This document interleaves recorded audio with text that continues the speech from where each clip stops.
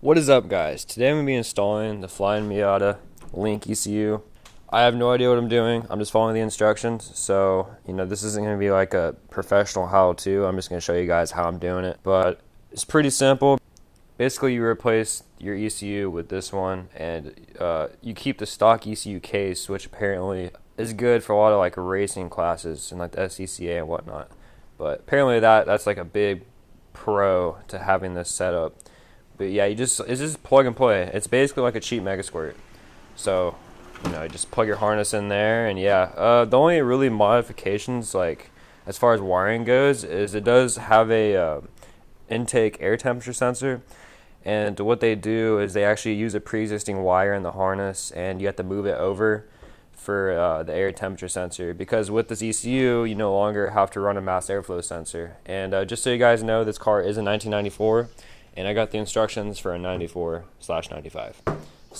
So I got all this for $100, which is a really good deal, because if you go on eBay it's like $500 for this. But it's got everything except for the intake air temperature sensor, and it also doesn't have a cable to go to your computer, which is okay, because the cool thing about this ECU is you can actually do all the setup and most of the tuning from this little keypad right here, which is pretty sweet. So that's pretty cool.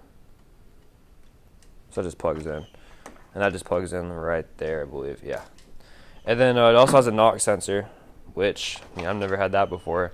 And this, coupled with the mass airflow, not the mass airflow, the vacuum sensor, has a little map sensor in here that you run a vacuum line to. That plus the knock sensor plus the intake air temperature will basically tune your car.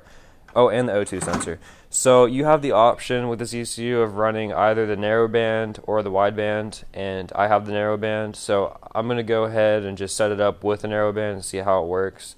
If I'm happy with it, I'll probably run it for a while, but eventually I'm going to get a wide band. I guess we'll just see how good or how bad it runs with a narrow band. So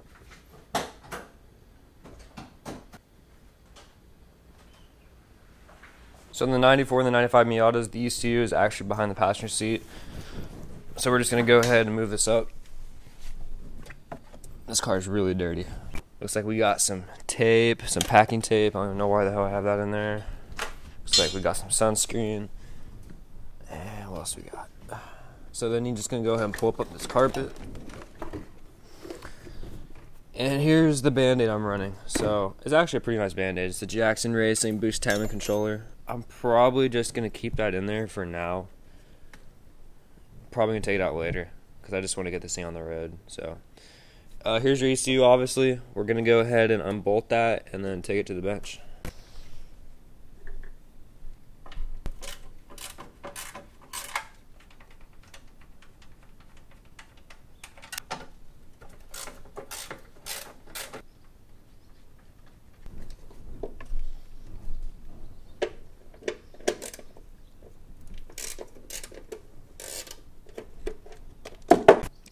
Alright, there's the ECU. Of course, there's no room on the freaking table. I guess I'll do it back here. So a while back, I actually replaced my ECU with a new one. So I have the old casing, so I figured it's already apart. Might as well just use the old casing. So that's what I'm doing. And some of these bolts are soldered in, apparently. There's the old one. Yeah. Got the new ECU in, putting the case back together, and be ready to go on. I almost forgot, the next step, you need to cut a slot in the case for the ribbon, if I can open it. See, come on, there you go. Which is right there. So I'm just gonna cut a slot like right here, because that's how they have it pictured. Really, really messy slot. So I'm at the step where we have to modify the wiring harness. In the instructions, it tells you to basically remove the pin out of the connector, which proved a little bit more difficult than I thought it would be. So ended up breaking the pin that I'm supposed to put the wire into. So we're supposed to remove 2 wires and take one of the wires and put it in the new spot. But now that that pin's broken in there, I can't put that wire there. And that wire is going to be used for the intake temperature sensor. So what I'm going to do is I'm going to wire a jumper from that wire into the ECU where I found the pin, and I just soldered it right there. So this wire is just going to be hanging out the case, and it's just going to go straight there. So kind of ghetto, but you got to do what you got to do. Alright, so we got the ECU in. The next step is the air intake sensor. Now, my kit didn't come with one, but fortunately I have one left over whenever I was going to go Megasquirt. Way back in the day, whenever I was trying to build my own Megasquirt, I ordered a GM IAT sensor, and luckily, like, I've just had it plugged in to fill a hole in my charge piping ever since, but no wires were hooked up to it. It just sat there. I acted like a plug. So now I get to finally hook it up and use it. So I just spent a bunch of time looking at wiring diagrams for it, and turns out apparently these have no polarity. It's just, you know, two connectors in there. So you run one wire to ground and one wire to the sensor. And whenever I was modifying the wiring harness for the new ECU, the one wire you have to change is for this sensor. So since my car came with power steering, I took the wire that used to run to power steering and I unhooked that one, and I went ahead and put that wire on a different pin. So all this information is in the manual. I could get really technical with it. There's probably no point, since most of y'all don't even have a kit like this. I'm just kind of documenting my install. So yeah. So we got the intake air temperature sensor right there, and it just has two wires coming off, and like I said, no polarity. So I just ran one of the wires to that ground point right there, and that's also the ground point for my water temp sensor, which is aftermarket. And then this wire is going to run to that wire that I changed in the harness. So apparently this was supposed to be hooked up to power steering, and while my car did come with power steering, it's removed, by the way. Whenever I got the car with power steering in it, this wire was just hanging. It was just chilling there. So yeah, it's just an extra wire that we're going to use.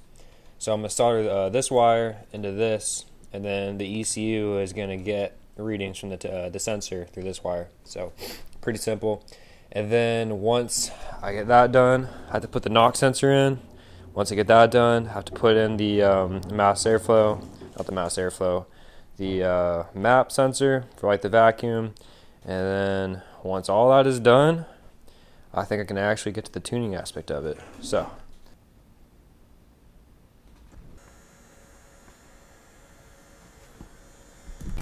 alright, there we go. That wire is done and heat shrunk, and it's good to go.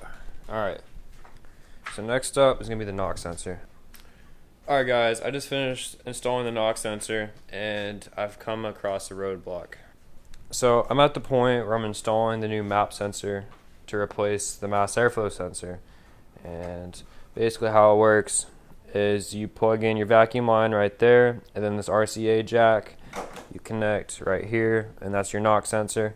Pretty cool. I thought it was going to work out great until I realized that my factory harness, like the connector for the mass airflow sensor, which is supposed to go right here, does not fit. And I'll show you guys that real quick if I can do this with one hand. It is not even close to fitting. Like, it's just completely wrong. And so that made me think, well, it might be the wrong one. I did buy this from a guy who had a 1.6 liter, and he told me, it's like, oh, you know what, you have 1.8 liter, it'll work. It'll definitely work. So that's what he told me. I bought it, but I went on Google just now, and it looks like there's several different versions Flyin Miata made for the Link. And if I were to try to modify what looks like a 1.6 liter Link for a 1.8, it'd be a ton of work, and honestly it'd probably mess it up, knowing me. So it looks like, guys, I'm dead in the water. It looks like I have a 1.6 liter, or I have a Link ECU set up for the 1.6 liter, and I have a 1.8, and yeah, I'm kind of dead in the water. So the only good news about this is I only paid $100 for it, and I went on eBay and they go for more than that. So it looks like I might have to sell it, and I'll probably make some money off of it, but I just spent all day trying to install this, and it doesn't work. That's where I am, guys. This sucks, like, a lot. I was hoping to finally go away from the Band-Aids. For $100, that's a really good deal, right? That's a great deal. I'm going to take a break. I'm going to go inside to edit this video, and I'm just going to do some more research, but that's what's up, guys. So if any of you have any experience with this ECU, please drop a comment. I'll for sure read it and just look through all the comments. looks like I'm running Band-Aids for a little bit longer. See you guys next time.